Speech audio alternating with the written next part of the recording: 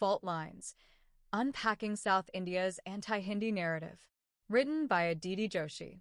The phenomenon of Hindi bashing in South India is deeply rooted in historical, political, and cultural narratives, intensified by British colonial divide and rule tactics and amplified through internet activism.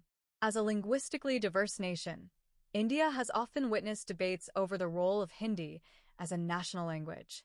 While the Indian Constitution recognizes Hindi and English as official languages, states in the southern region have historically resisted the imposition of Hindi.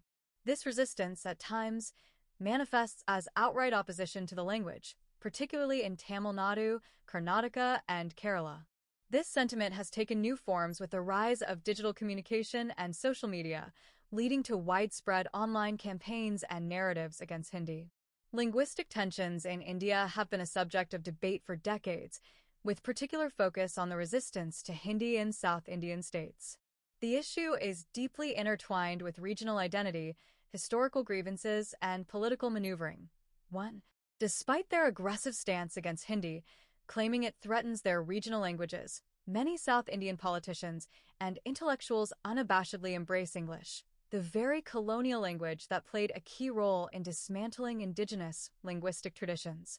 They passionately decry Hindi as a threat to their cultural identity, yet carry out governance, education, and even activism in English, without so much as a raised eyebrow.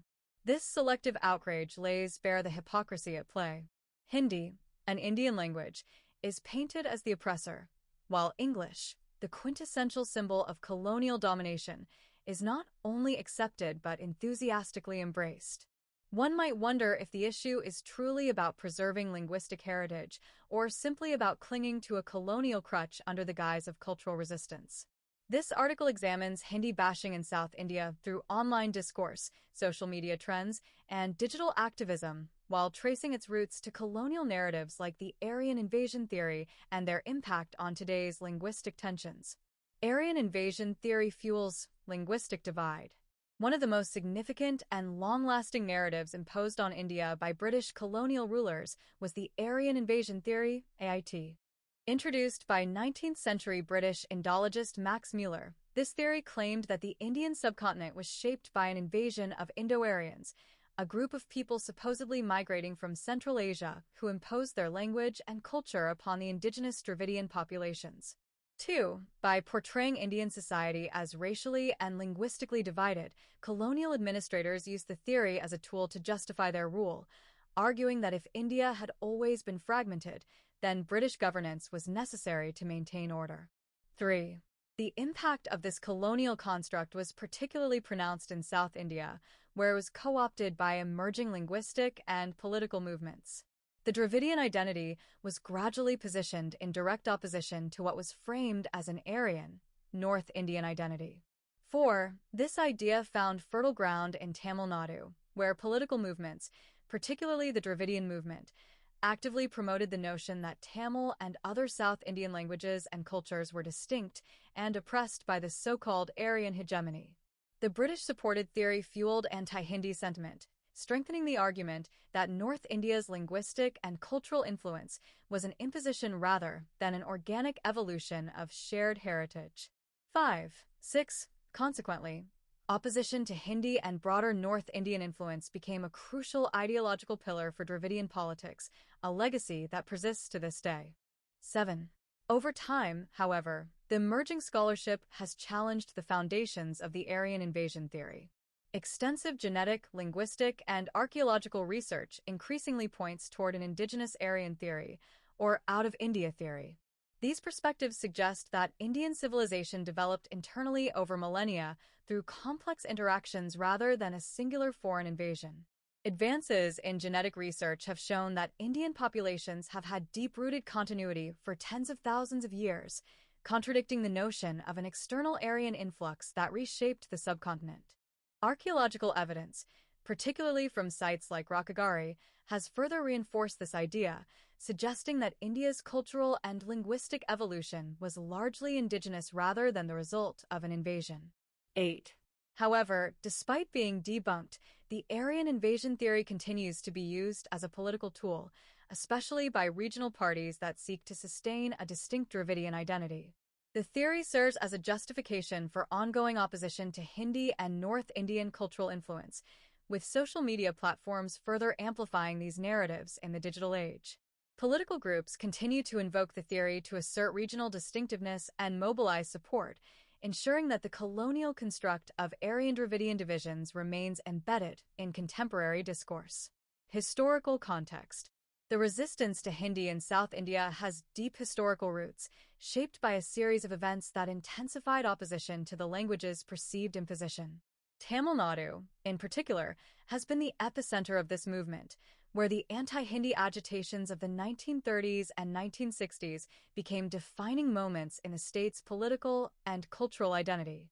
The rise of the Dravidian movement further fueled this resistance, framing Hindi as an instrument of North Indian dominance and a threat to Tamil linguistic and cultural heritage. 9-10. The first significant wave of anti-Hindi protests emerged in the 1930s when the colonial government introduced Hindi as a compulsory subject in schools. This move was met with fierce opposition, particularly from Tamil nationalists and leaders of the Justice Party. E.V. Ramasamy, also known as Periyar. He became one of the most vocal critics of Hindi imposition, arguing that it was a deliberate attempt to erode Tamil identity and establish linguistic hegemony. The protests, marked by widespread demonstrations, student-led strikes, and arrests, set the stage for future resistance movements. 11. The agitation reached its peak in the 1960s when the Indian government proposed making Hindi the sole national language. This decision was seen as a direct threat to Tamil Nadu's linguistic and cultural autonomy, sparking violent protests across the state. The 1965 anti-Hindi agitation witnessed large-scale student demonstrations, clashes with law enforcement, and extreme acts of resistance, including self-immolation by protesters who viewed the imposition of Hindi as an existential threat to their identity. The movement left a lasting impact on Tamil Nadu's political landscape, strengthening the hold of Dravidian parties, particularly the DMK, Dravida Munnetra Kazhagam, which positioned itself as the guardian of Tamil culture against linguistic oppression. 12-13.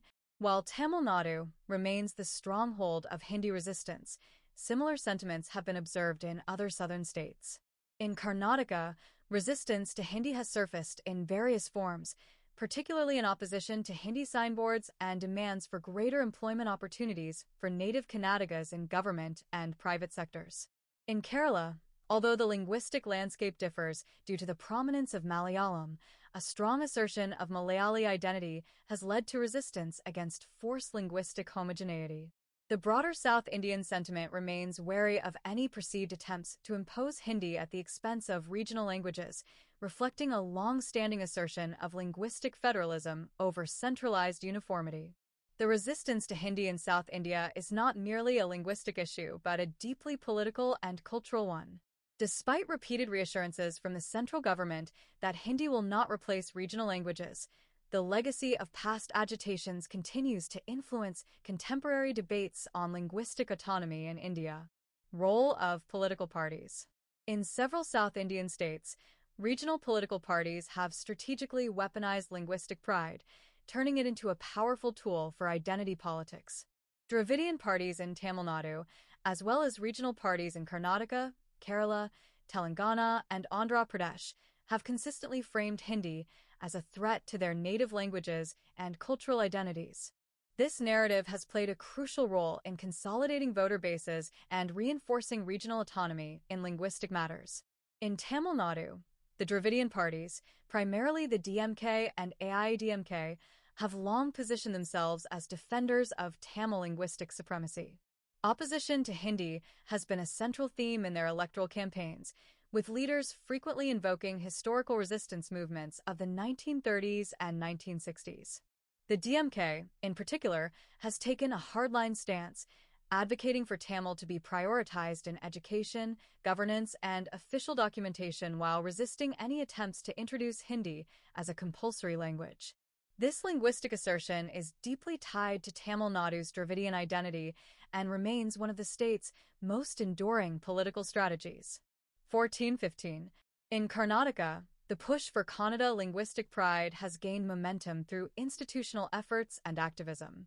The Kannada Development Authority, KDA, and pro-Kannada organizations like Karnataka Rakshana Vedike, KRV, have actively campaigned against the increasing presence of Hindi in public spaces, particularly in signage and official communication. Their efforts have led to protests against using Hindi in metro stations, bank signboards, and railway announcements, with demands that Kannada be given prominence.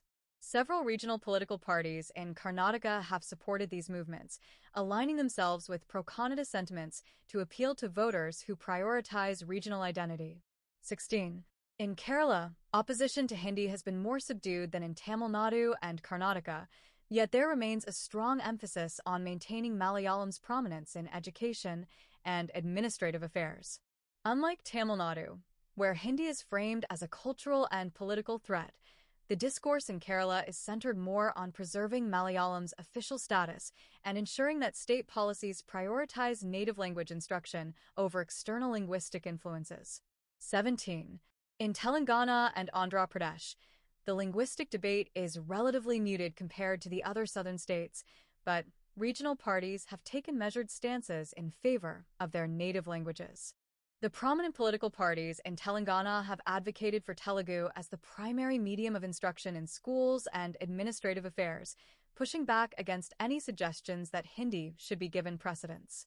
Similarly, Telugu remains the dominant language in governance and education in Andhra Pradesh, with political parties emphasizing regional linguistic identity without engaging in overtly aggressive anti-Hindi rhetoric. 18. Digital manifestations of Hindi bashing. The rise of online anti-Hindi sentiment reflects a deeply troubling shift in India's linguistic discourse, one that prioritizes divisive rhetoric over national unity. What began as a political tool for regional parties has now metastasized into a digital movement that actively fuels linguistic animosity, undermining the very fabric of India's diverse yet unified identity. The internet and social media platforms like Twitter, Facebook, Reddit, and YouTube have provided a breeding ground for a toxic form of linguistic nationalism that promotes exclusion rather than coexistence. These digital campaigns go far beyond advocating for linguistic diversity.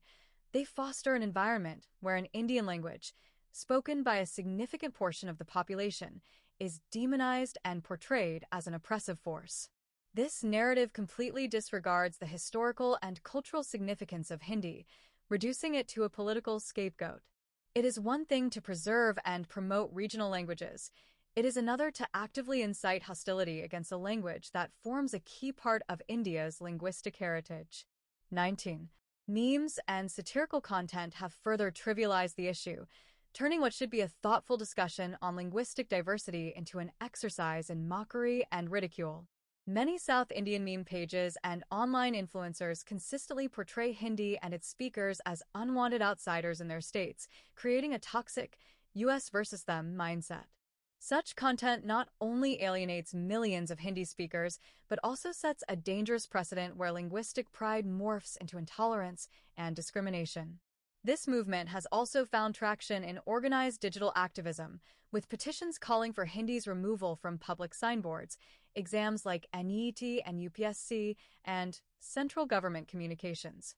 The insistence on erasing Hindi from public spaces sends a clear message that certain linguistic groups are unwelcome in specific regions of their own country. Perhaps the most unsettling element of this online movement is the role of influencers and social media personalities who glorify linguistic separatism. YouTubers and Instagram influencers routinely frame anti-Hindi sentiment as a form of resistance, presenting Hindi speakers as cultural aggressors. These influencers not only misrepresent Hindi's role in India's linguistic landscape, but also encourage a generation of impressionable youth to view their fellow citizens through a lens of linguistic antagonism. The digital echo chambers that sustain this movement reinforce selective and distorted historical narratives, ensuring that anti-Hindi rhetoric remains unchecked. Blogs, forums, and social media groups amplify biased interpretations, portraying Hindi as an enemy rather than an integral part of India's linguistic diversity. These platforms entrench linguistic divisions by continuously feeding users a one-sided perspective, making meaningful dialogue nearly impossible. societal impact, and counter-narratives. The digital opposition to Hindi has led to significant and far-reaching consequences, many of which are deeply troubling for India's social fabric. While proponents claim that these movements strengthen regional linguistic pride, the reality is that they fuel division, encourage hostility, and escalate tensions between communities. Instead of fostering a constructive dialogue about linguistic diversity, these online campaigns have become a breeding ground for polarization, pushing India further into unnecessary linguistic strife. One of the direct effects of this digital movement is the rise of an aggressive form of regional linguistic assertion. Rather than celebrating regional languages in a way that complements India's multilingual heritage, digital activists frame the issue as a zero-sum battle, where the advancement of regional languages must come at the cost of Hindi's suppression. This attitude is evident in demands to remove Hindi from public spaces, government communications, and national examinations, effectively trying to erase its presence rather than achieving a balance between languages. More dangerously, this online opposition has exacerbated polarization between Hindi-speaking and non-Hindi-speaking communities. The tone of many anti-Hindi campaigns is not merely about regional pride, but often takes on an explicitly hostile character. Memes, hashtags, and digital movements frame Hindi speakers as cultural aggressors, fostering an environment of resentment rather than cooperation. This polarization manifests in everyday interactions, from job discrimination based on language preferences to tensions over signboards and public services. In the long run, this hostility threatens the very principle of national integration by creating artificial linguistic barriers where none should exist. This unchecked digital movement against Hindi has done more harm than good. It has moved beyond legitimate concerns about linguistic diversity and devolved into a campaign of exclusion and division. If left unchallenged, it risks normalizing intolerance in the name of identity, fracturing the very unity that India's linguistic diversity is meant to celebrate. Conclusion: the phenomenon of Hindi bashing in South Indian states is deeply rooted in historical, political, and cultural contexts. While the resistance to Hindi has existed for decades, the internet has provided a new platform for amplification, allowing regional identities to assert themselves more aggressively. However, this digital discourse often veers into extreme narratives, reinforcing linguistic divides rather than fostering a more inclusive linguistic framework. Moving forward, it is crucial to strike a balance between linguistic pride and national integration, ensuring that digital activism does not translate into real-world hostility.